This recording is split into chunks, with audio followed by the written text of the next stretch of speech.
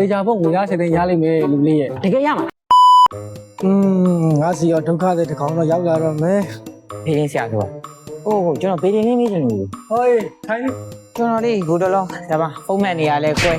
ကန်နေရလဲဆိုး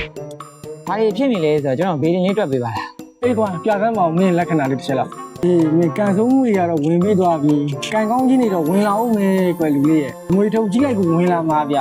အနည်းဆုံးတော့7သိန်းလောက်ကနေကိုစဝင်မကိန်းရှိတယ်လူလေးရဲ့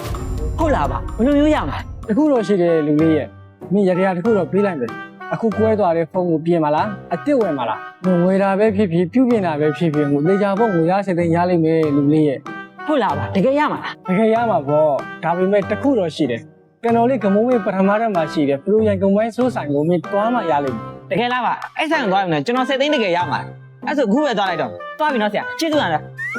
ပြောင်းငါ့ညံဘူးတော့ခါလေး